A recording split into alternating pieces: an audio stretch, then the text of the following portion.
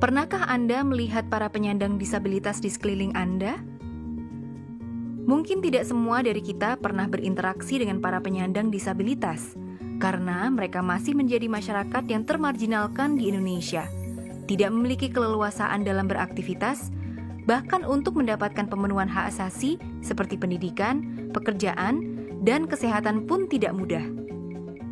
Untuk memahami lebih lanjut mengenai disabilitas, mari kita pelajari konsepnya. Penyandang disabilitas adalah bagian dari keragaman manusia.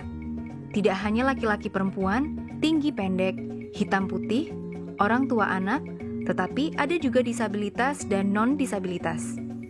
Oleh karena itu, penyandang disabilitas harus dianggap memiliki hak asasi yang sama dengan manusia lainnya, yang tidak dapat dikurangi, dibatasi, dihalangi, apalagi dicabut atau dihilangkan oleh siapapun.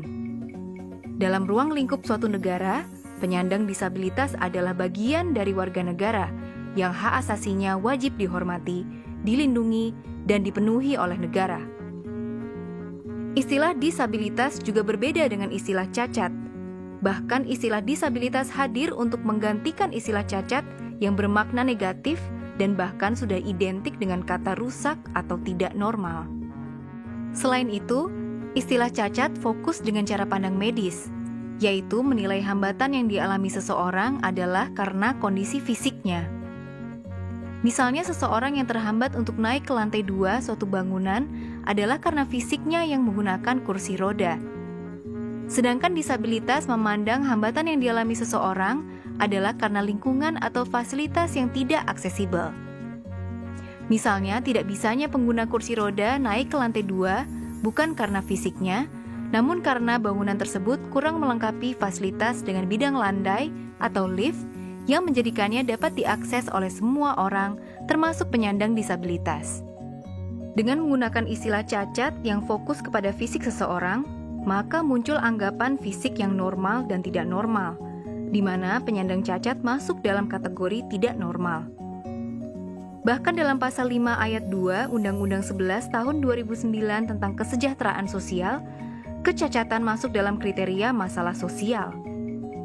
Sedangkan dalam istilah disabilitas, tidak ada kendala dengan kondisi fisik seseorang, karena permasalahan hambatan dalam menjalankan aktivitas disebabkan oleh lingkungan atau fasilitas yang tidak aksesibel.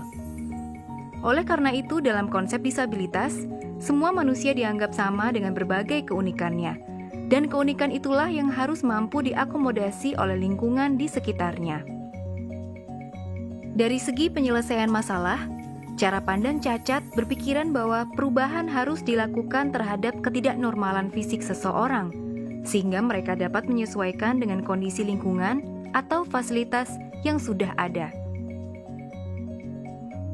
Dengan cara pandang itu, ditambah dengan anggapan bahwa penyandang cacat adalah seseorang yang tidak normal, maka penyelesaian dilakukan dengan berdasar kepada belas kasih orang lain. Dengan berdasar pada belas kasih, maka konsep penyelesaian pada istilah cacat hanya mengandalkan bantuan sosial belaka, yang dijalankan apabila kebutuhan utama sudah terpenuhi.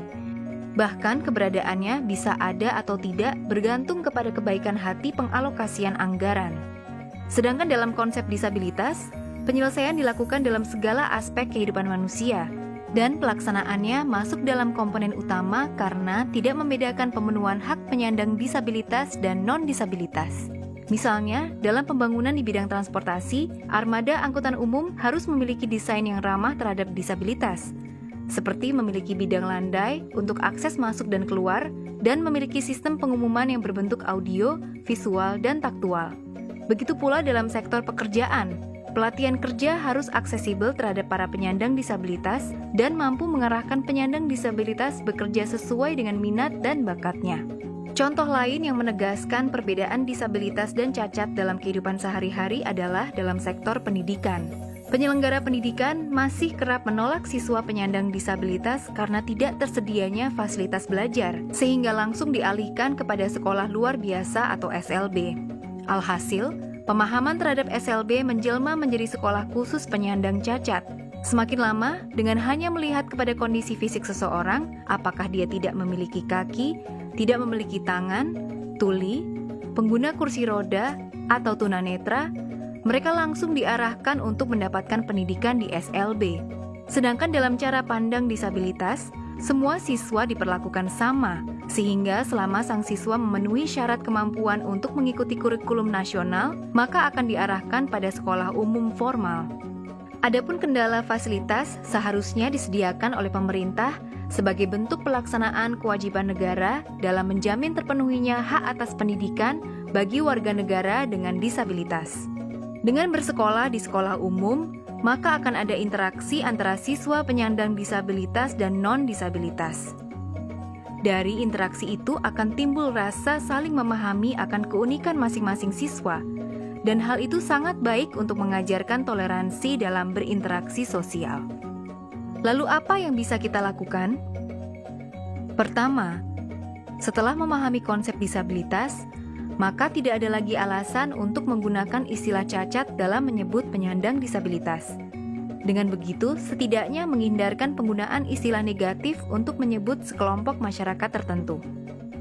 Kedua, mari periksa bersama, apakah fasilitas dan pelayanan umum di sekitarmu sudah ramah untuk penyandang disabilitas? Apakah sudah ada bidang landai atau lift sebagai alternatif penggunaan tangga? Apakah pusat informasi atau pengumuman sudah dilengkapi dengan bentuk-bentuk yang aksesibel seperti bentuk audio, visual, dan taktual? Dan apakah para pemberi layanan umum sudah memahami konsep disabilitas dan tahu cara menghadapi penyandang disabilitas? Apabila belum, mari layangkan masukan atau bahkan tuntutan kepada pihak terkait untuk memenuhi hak-hak penyandang disabilitas. Ketiga, berhentilah mengeluarkan ejekan atau pernyataan yang memunculkan stereotip negatif terhadap para penyandang disabilitas. Misalnya, mengolok-olok seseorang yang mengalami gangguan jiwa atau skizofrenia dengan ucapan orang gila, atau menjadikan kata autis sebagai istilah negatif untuk menyebut seseorang yang tidak mau peduli dengan lingkungan sosialnya. Kita harus mulai hentikan dari diri kita sendiri dan mengkritisi, bahkan melaporkan kepada kepolisian apabila ada yang melakukan penghinaan terhadap penyandang disabilitas.